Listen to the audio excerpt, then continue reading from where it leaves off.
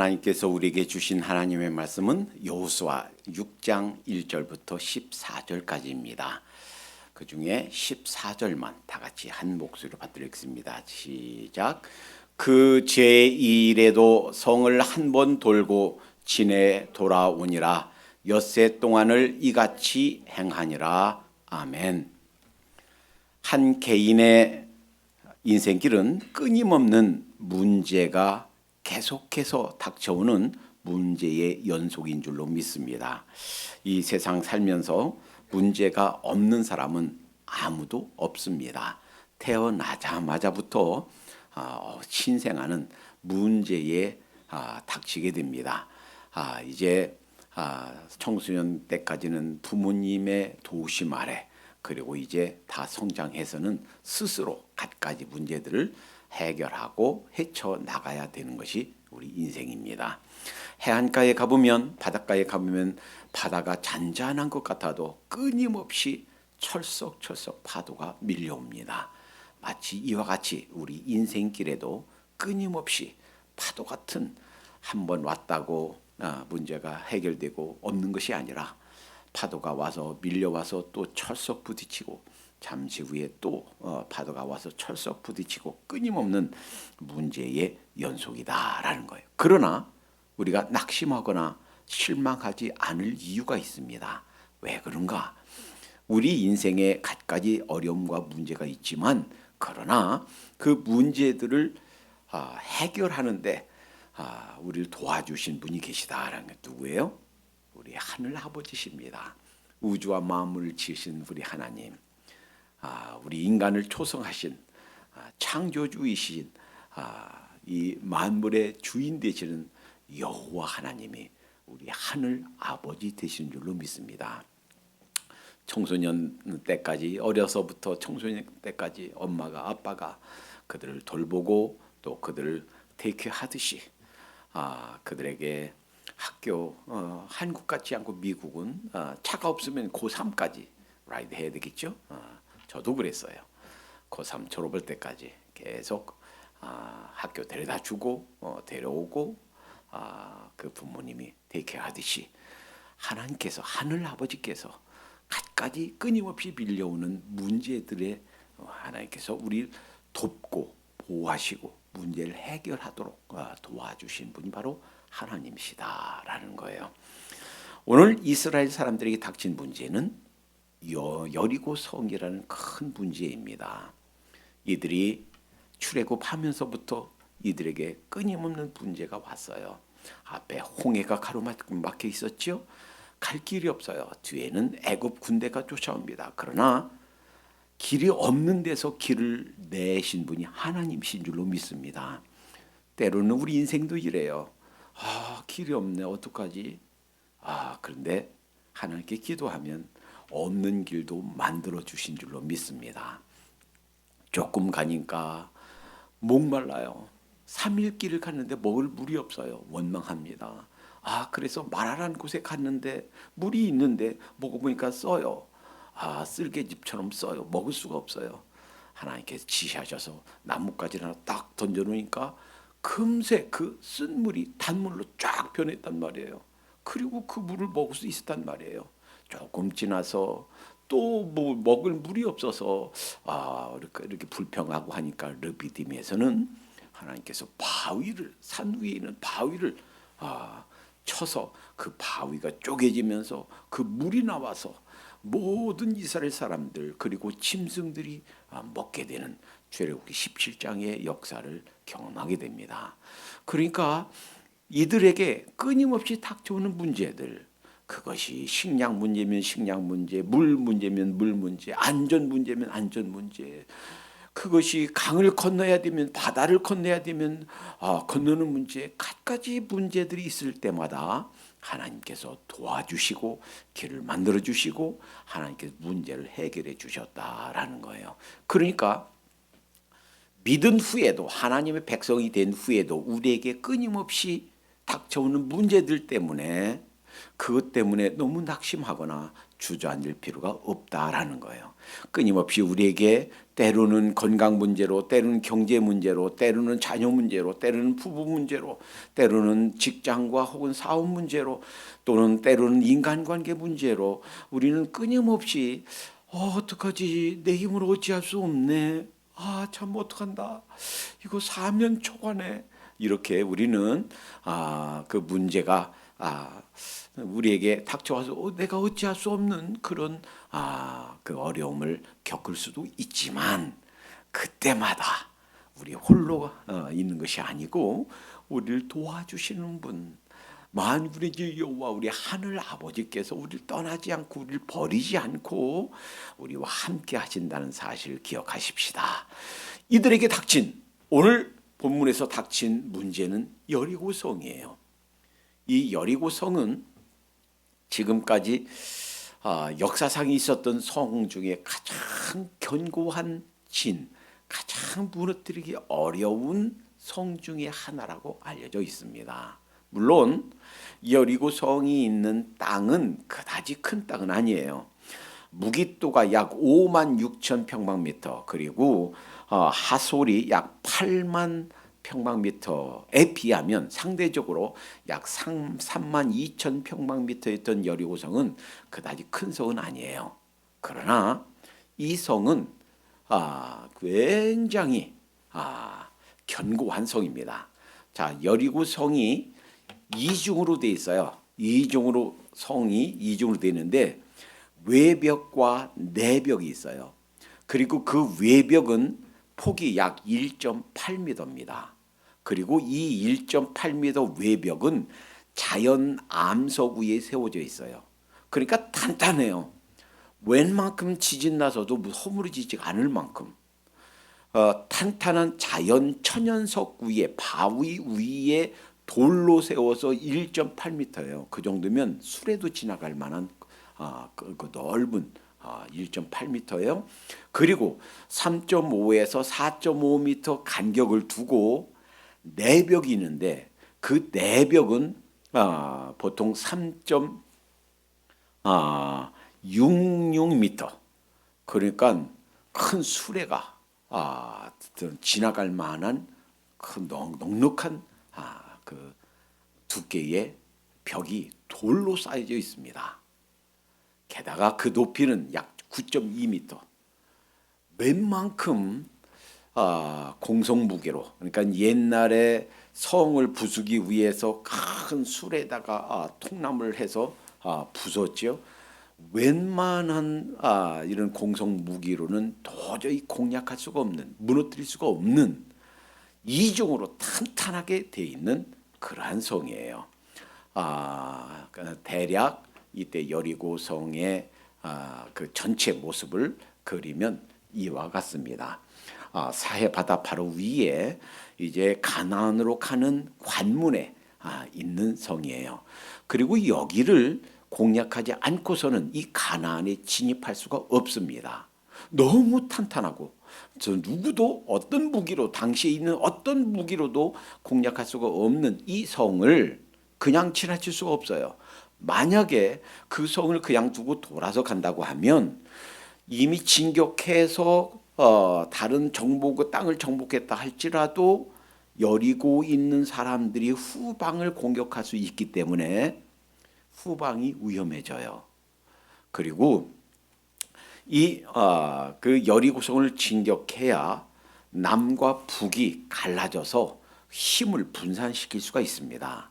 이 전법은 6.25 때 메가더 장군이 우리 인천 상륙작전 한 것과 같은 그러한 원리입니다. 중간에 인천 상륙작전으로 중간을 딱 끊었어요. 그러면 남쪽과 북쪽이 서로 연결하지 못해요. 연락을 주고받지 못해요. 어떤 영향이 있는지, 어떤 일이 벌어지고 있는지 몰라요. 그리고 그 식량과 그 배급로가 차단되게 돼요. 그래서 딱 중간을 끊고 남쪽을 그 공격하면서 북진하게 되는 이와 비슷한 그러한 전법을 쓰게 된 겁니다. 중간에 여리고를 진격하고 그리고 남쪽을 먼저 정복하고 그리고 북진해서 북쪽을 공격하는 이 메가더 장군이 썼던 것과 똑같은 전법을 쓰게 된 겁니다. 자, 이 여리고성 사람의 힘으로는 도대체 해결할 수가 없고 공격할 수가 없고 무너뜨릴 수가 없을 것 같은 이 초롱성 같은 이 여리고성을 어떻게 공격했는가, 여리고라는 이 문제를 어떻게 해결했는가 하는 이 원리는 앞으로 이제 이 가나안을 정복하면서 여러 성과 여러 도시와 여러 지역을 이제 공격해야 되는데 어떻게 공격하는가, 어떻게 이기는가, 어떻게 싸움하는가, 어떻게 문제를 해결하는가, 그 원리를 보여주는 중요한 원형이 되는 싸움이라고 할 수가 있습니다. 동시에 이 여리고성의 문제를 해결하는 이 방법은 믿는 자가 이 세상에 살면서 주님 품에 가기 전까지, 우리를 위해서 예비하신 이 천국에 가기 전까지 이 세상에서 어떻게 문제를 해결하고 어떻게 우리가 승리하는 삶을 사는가, 그 원리를 보여준다고 할 수 있습니다. 과연 이 문제를, 여리고성이라는 이 문제를 어떻게 해결하는가? 우선 첫째로 2절에 보니까 이렇게 말씀하십니다. 2절에 여호와께서 여호수아에게 이르시되 보라, 내가 여리고와 그 왕과 용사들을 내 손에 붙였으니. 하나님의 약속이 있구나 하는 거예요. 한번 따라해 보십시다. 우리에게는 하나님의 약속이 있다. 아멘. 어떤 약속인가요? 하나님께서 함께 하시겠다는 약속이에요. 하나님께서 이기게 하시겠다는 약속이에요. 하나님께서 우리에게 약속을 주신 줄로 믿습니다. 두려움 말라, 내가 너와 함께 함이니라. 놀라지 말라, 나는 네 하나님이 됨이니라. 내가 너를 나의 의로운 오른손으로 붙들리라. 내가 너를 참으로 도와주리라. 약속이 있는 줄로 믿습니다. 우리에게는요, 갖가지 문제들이 있고 또 우리를 무너뜨리려고 하는, 넘어지게 하려고 하는 갖가지 세력과 공격들이 있어요. 그러나 두려워하지 않아도 되는 것은 하나님께서 이기겠다고, 승리하게 해주시겠다고, 도와주시겠다고, 우리를 떠나지 않겠다고 하는 약속이 있는 줄로 믿습니다. 여호수아에게 약속하셨어요. 두려워하지 말아라. 그 견고한 진, 여리고 사람들, 가나안 사람들 내 손에 붙였다.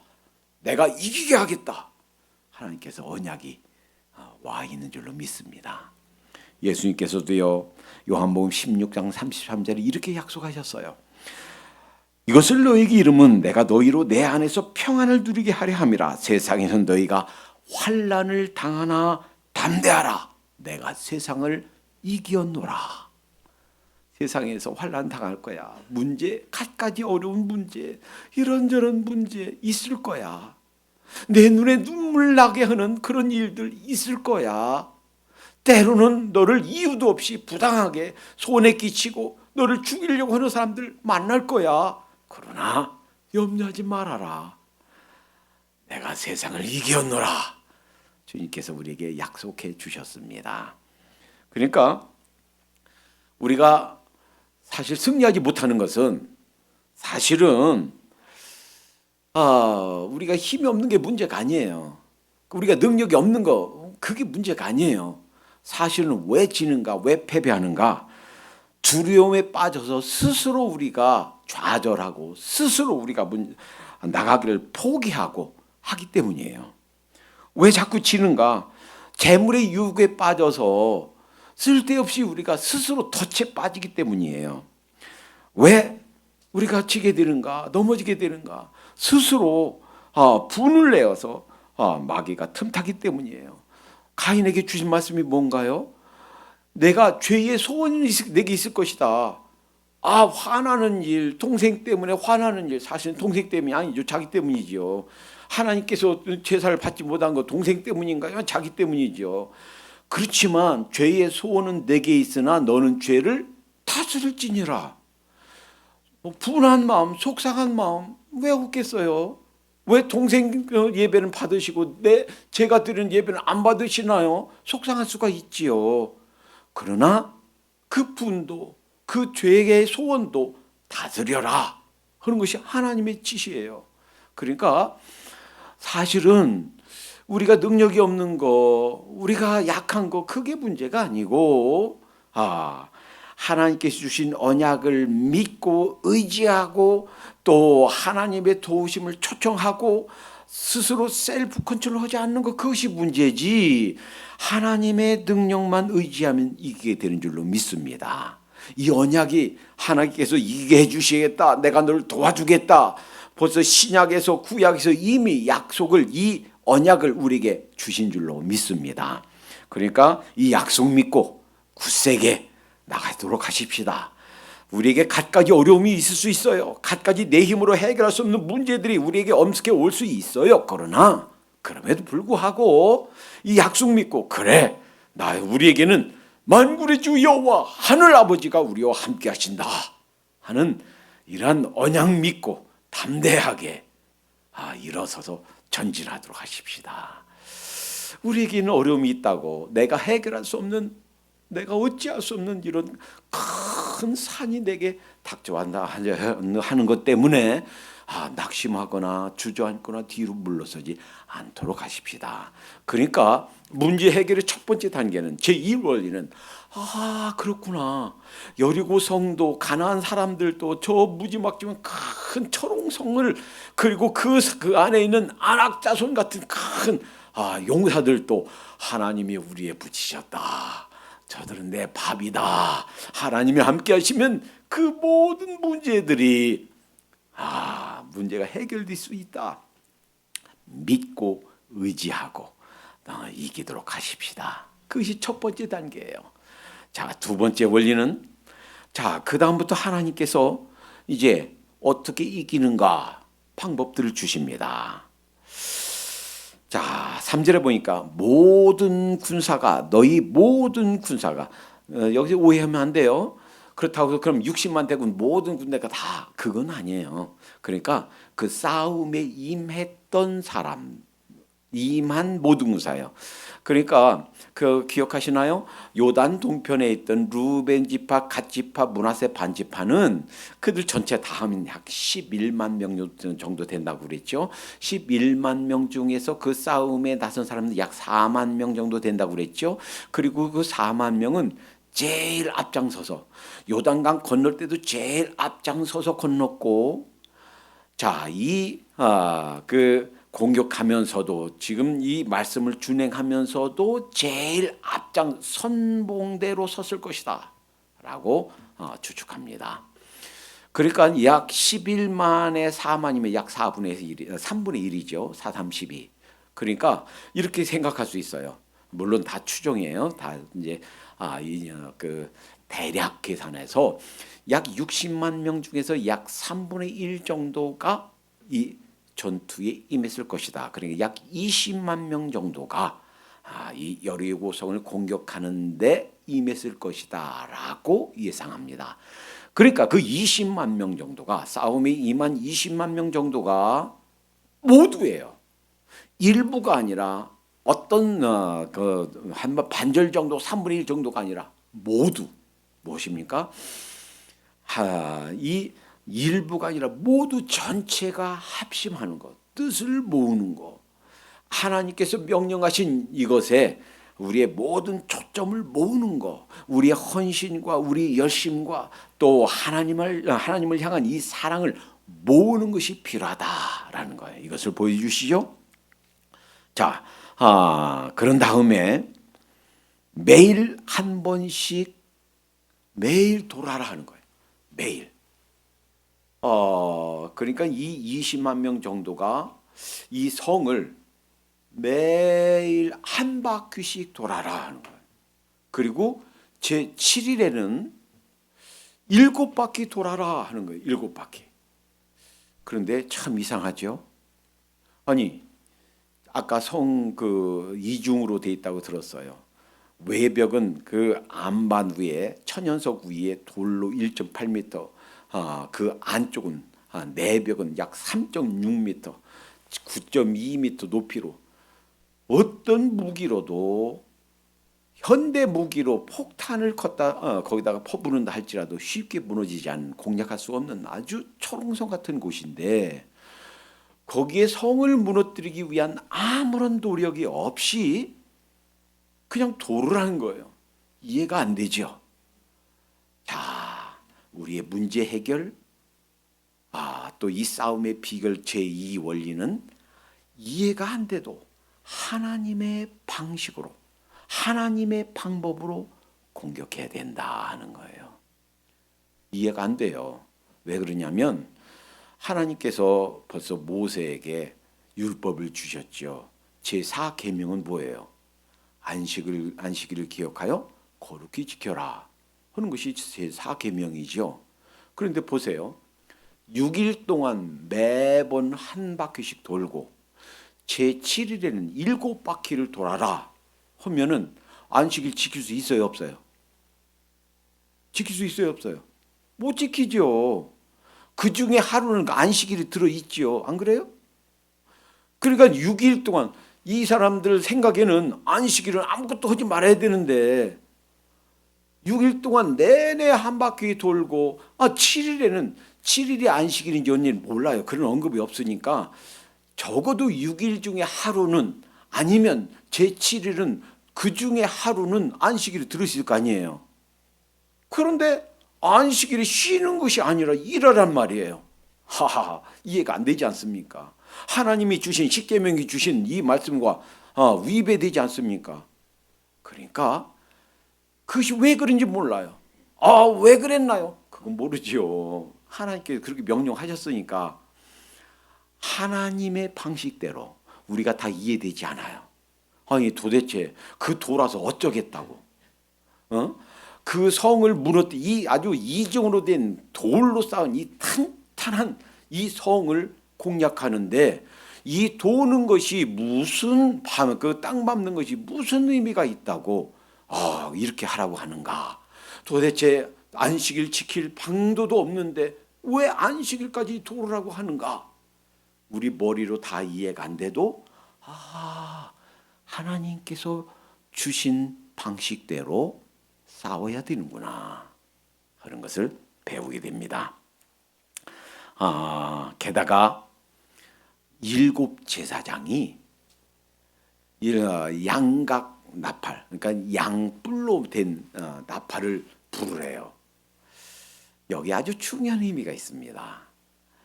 이 제사장 7이 양뿔로 된 이 나팔을 부는 것은 언제 부는 거냐면 50년마다 한 번 있는 희년 축제를 선포할 때 부는 거예요. 희년 50년마다 어떤 해요? 뭐 하는 해요? 살다가 보면 너무 가난해요. 먹을 게 없어요. 그러면요, 땅 사고 팔고 하지 말아라 한 땅을 팔아서 왜? 먹고 그 풀칠을 해야 되니까 그 먹고 살아요. 그러면 땅이 없잖아요. 그러면 50년째 되는 해는 이 희년의 나팔 불면 50년간 땅 팔아서 땅 잃어버린 그 원주인에게 돌려줘야 돼요. 어떤 사람이요, 땅 팔았는데도 있는 거 다 팔았는데 먹을 것이 없어. 그러면요, 자식을 종으로 팔고 아니면 아내를 종으로 팔고 나중에는 남자가 자신이 종으로 팔려가서 자식들 먹여 살려야 되니까 종으로 팔려가요. 그러면 50년 희년의 때는 그 나팔이 뿡 불면 종으로 팔려갔던 사람들이 다 자유인이 돼요. 그러니까 이 날이 얼마나 기쁘고 기다려지는 날입니까? 가서 종살이 하던 사람은요, 그날만 기다려요. 이 날 되면 나는 자유의 몸이야. 나는 이제 해방이야. 사랑하는 아내, 사랑하는 자식들 우리 만나서 이제 행복하게 다시 살 거야. 그 잃어버렸던 땅 전토를 다시 돌려받게 될 거야. 얼마나 기쁜 그 기다려지고 기다리던 고대하던 날입니까? 그러니까 이런 말이에요. 이제 양각 나팔을 불면 이제 죄에 얽매여 있던 그 땅, 무너지듯이 이제 하나님의 해방, 하나님의 자유, 이것이 선포되고 이루어지는, 성취되는 그 땅이 하나님의 통치, 하나님의 자유함, 하나님의 해방, 이것이 성취되는 것이다 라는 것을 보여주신 줄로 믿습니다. 그래서 하나님께서 제사장들이 양강나팔을 불면서 언약궤, 하나님의 임재상이 가는 그 언약궤를 메고 돌아라 하는 거예요. 그런데 왜 하필 한 바퀴인가? 그것도요 아주 의미가 있어요. 사실 한 바퀴만 돌아라 그러면 그 별거 아니죠. 그 성둘레, 이 성둘레가 둘레만 약 600m쯤 된대요. 그러니까 600m쯤 돌면 이 한 20만 명이 이렇게 돌게 되면 처음 그 대여들이 다 돌았을 때 뒤에 있는 사람들은 그때 출발하게 된다는 거예요. 그러니까 이거 도는 것은 별로 힘든 게 아니에요. 그러니까 어떤 사람들은 힘이 남아요. 그거 한 바퀴 도는 거 힘든 것도 아니고. 그런데 여력이 있어도 힘이 있어도 다른 거지 말아라는 거예요. 그대로 그만큼만 할 수 있는 만큼만 그만큼만 해라 하는 거예요. 자, 그러니까 두 번째 원리는 이 문제 해결의 원리, 하나님의 방식의 원리는 우리 인간의 생각대로 또 내 계획대로 내 지혜대로가 아니라 하나님이 지시하시는 대로 하나님의 방법대로 싸워야 된다. 하나님의 방식대로 하면 문제가 해결된다라는 거예요. 세 번째는 좀 특이한, 이상한, 우리가 예측하지 못한 아주 재미있는 그러한 모습입니다. 10절에 보니까 이렇게 말씀하십니다. 10절에 여호수아가 백성에게 명하여 가로되 너희는 외치지 말며 너희 음성을 들리지 말며 너희 입에서 아무 말도 내지 말라. 그리하다가 내가 너희에게 명하여 외치라 하는 날에 외칠지니라 하고. 무슨 말인가? 침묵하라는 거예요. 문제 해결에 있어서 그 중요한 원리가 아무 말 하지 말라는 거예요. 참 이상하지 않습니까? 그런데요, 여기에 중요한 진리가 담겨 있어요. 자, 처음에 민수기 13장 14장에서 모세 때 가나안을 정탐하고서 12명 그 스파이를 보냈을 때에 이들이 사실은 10명의 말한 것 때문에 비극이 왔어요. 문제를 보는 것보다 그 문제 뒤에 더 큰 하나님의 손길, 하나님의 능력을 봐야 됐었는데 그렇게 본 사람은 단 2명뿐이에요. 그리고 10명이 그 하나님의 손길보다는, 크신 하나님의 능력보다는 문제를 더 크게 봤어요. 거기는 정말 젖과 꿀이 흐른 땅이더라. 포도 한 송이를 한 사람이 메고 올 수가 없어서 두 사람이 메야만 되는 그 기름진 땅이더라. 거기에는 성벽이 아주 튼튼하게 돼 있고 거기 있는 사람은 안악자손 거인들이더라. 보니까 우리 눈에도 그들에 비하면 우리는 메뚜기 같더라. 우린 여기서 죽었다. 여기서 못한다. 차라리 애굽에서 나오지 않았으면 차라리 길에서 죽었으면 좋았을 뻔했다. 그들의 부정적인 말 때문에 그들이 가나안 입성을 못하고 광야에서 죽었습니다. 두 사람, 여호수아 갈렙 두 사람 빼놓고는 다 죽었어요. 그들이 차라리 말하지 않고 침묵했더라면 좋았을 텐데. A.W. 토저란 분은요, 그래서 이렇게 말했습니다.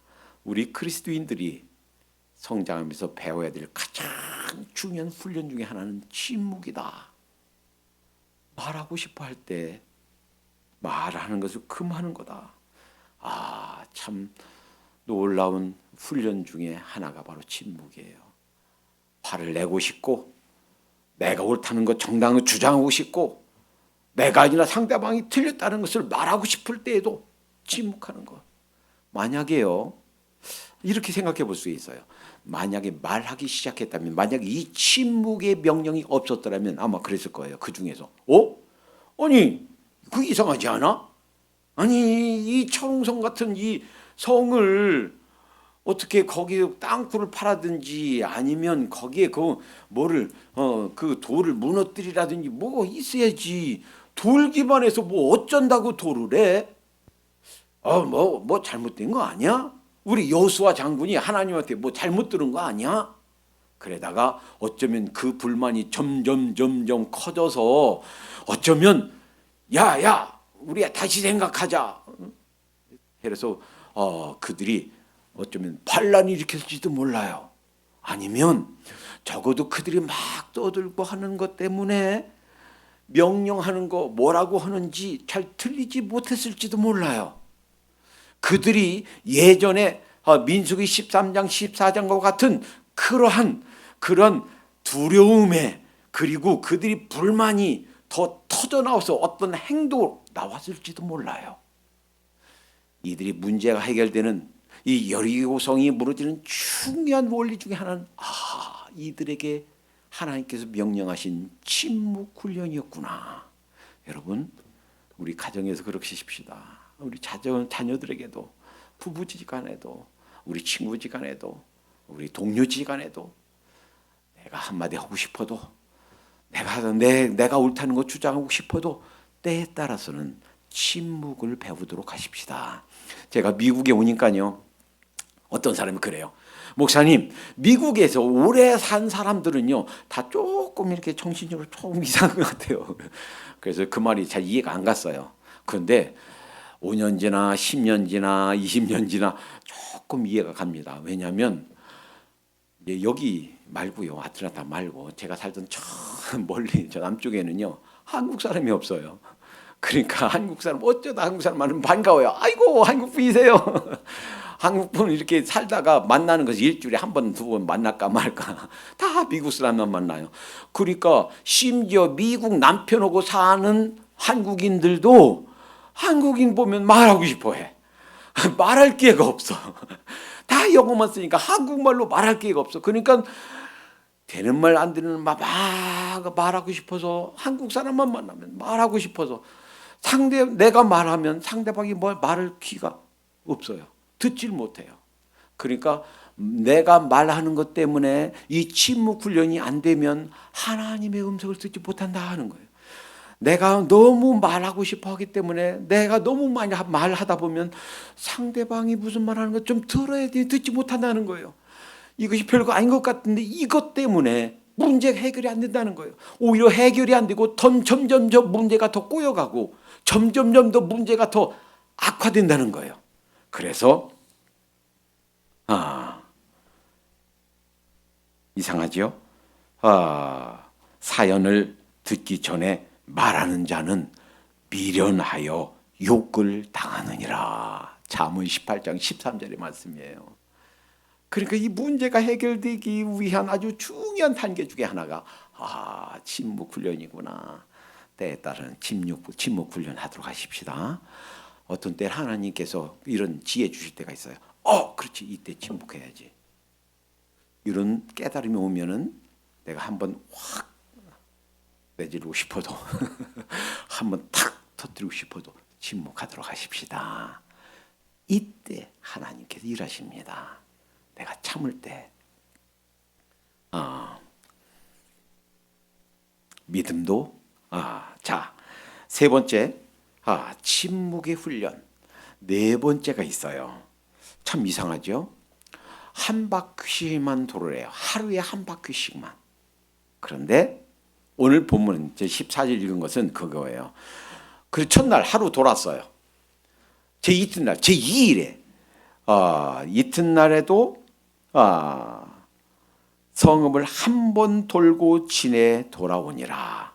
한번 생각해 보세요. 좀 거기다 놓고 그냥 컷에 놓고 엔터 한번 치면 넘어가요.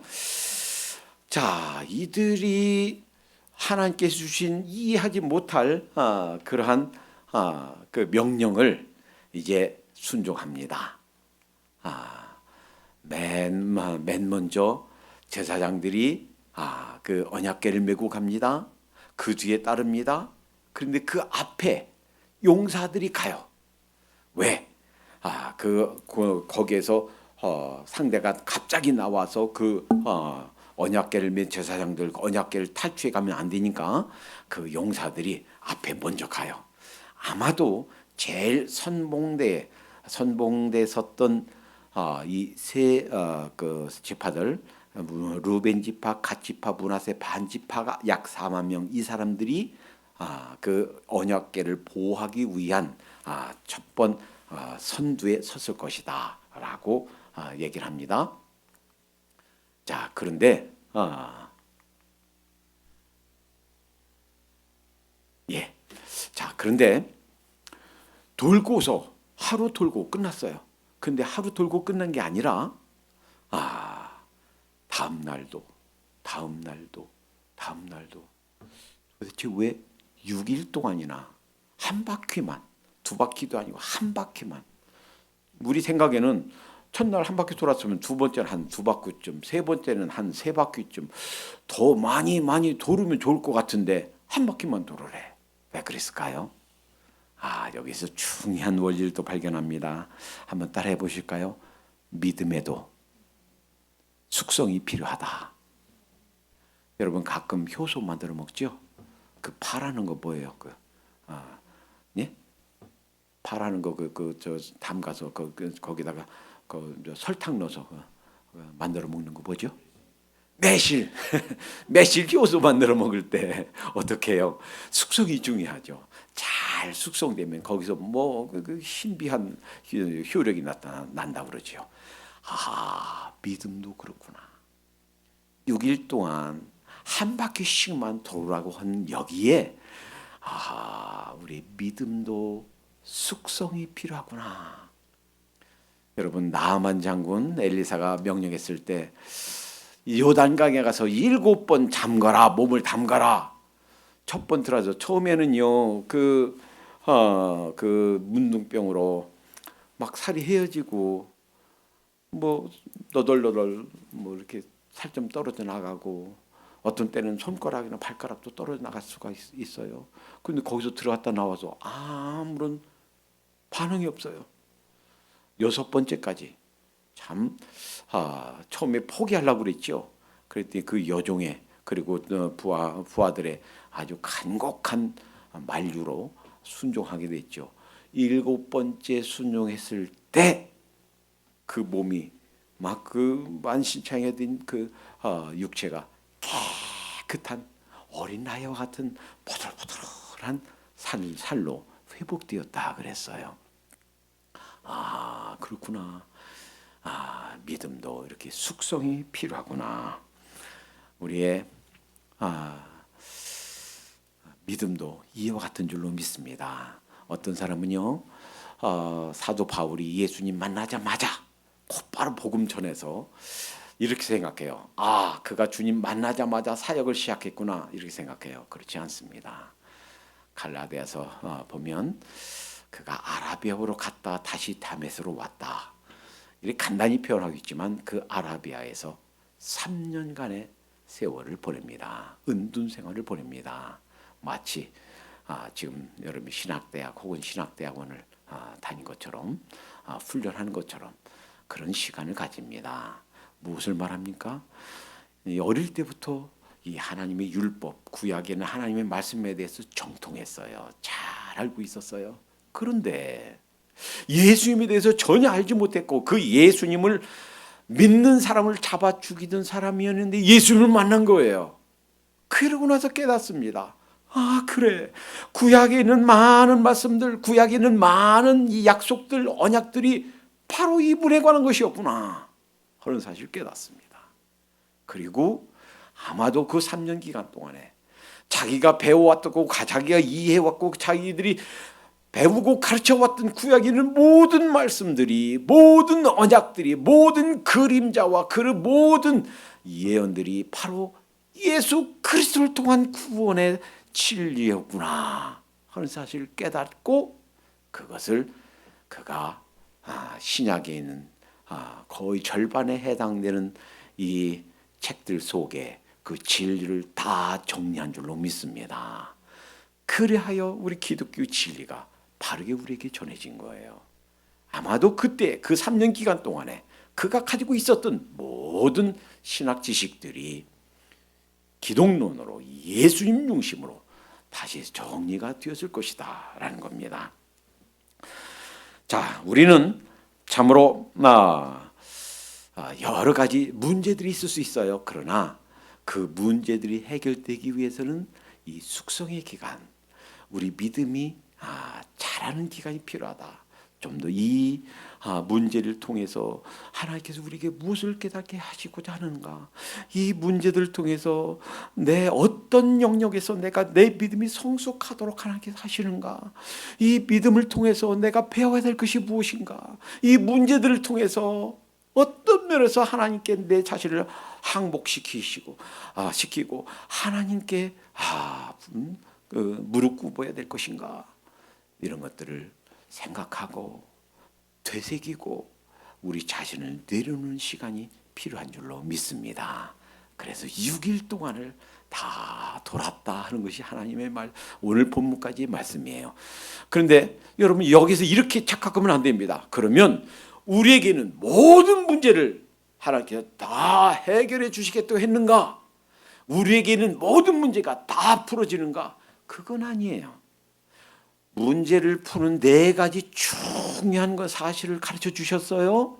하나님의 언약이 와 있다는 사실, 그리고 우리가 하나님 방식대로 해야 된다는 사실, 우리가 침묵의 훈련을 해야 된다는 사실, 그리고 우리 문제가 우리 믿음이 숙성하는 그런 기간을 가져야 된다는 사실.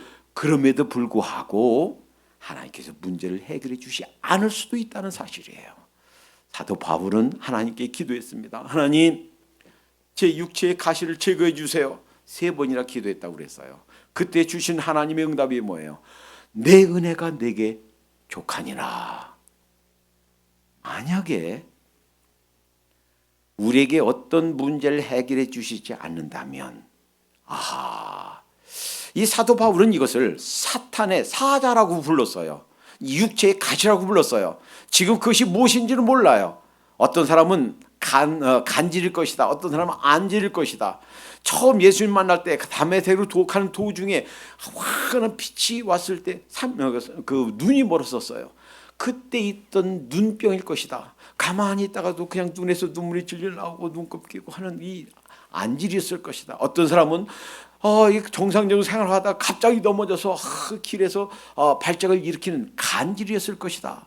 여하튼 간질인지 안질인지 또 다른 제3의 어떤 문제인지는 아무도 모릅니다. 언급이 없으니까 우리가 추측할 뿐이에요. 그러나 그것이 무엇이든 간에 그가 가지고 있었던, 그가 너무나도 그걸 없애고 싶었던 이 기도에 하나님께서 내 은혜가 내게 족하다라고 말씀하셨다면, 우리에게도 어떤 문제가 있을 수 있지만 그 문제를 안고 가라 하실 수가 있다는 거예요. 그리고 그 문제 때문에 더 하나님께 더 가까이 나가고, 그 문제 때문에 내가 더 겸손하고, 그 문제 때문에 더 하나님을 의지한다면 그것이, 그 문제가 내게 해가 되는 것이 아니라 더 큰 하나님을 의지하게 하는 더 좋은 것이 되는 줄로 믿습니다. 우리에게 이런저런 문제가 와 있을 수 있어요. 그때마다 이 여리고성이란 문제가 어떻게 해결되나 하는 걸 기억하십시다. 그리고 혹시 이 문제를 안고 가라 라고 말씀 주실 때에도 하나님 감사합니다. 이것 때문에 더 하나님께 무릎 꿇겠습니다. 이것 때문에 내 자신을 하나님께 더 굴복시키겠습니다. 하나님께 더 의지하고 승리의 삶을 살도록 하십시다. 기도합니다. 사랑의 하나님, 감사합니다. 여리고성을 무너뜨린 이 원리들을 가르쳐 주신 것을 감사합니다.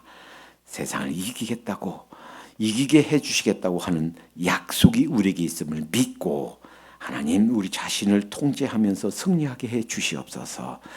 싸우되 내 생각대로 내 지혜대로가 아니라 하나님께서 주시는 방식대로 싸우게 하시고, 그러기 위해서 매일매일 끊임없이 말씀을 읽고 묵상하고 주님께서 주신 음성을 들어갈 수 있도록 인도해 주시옵소서.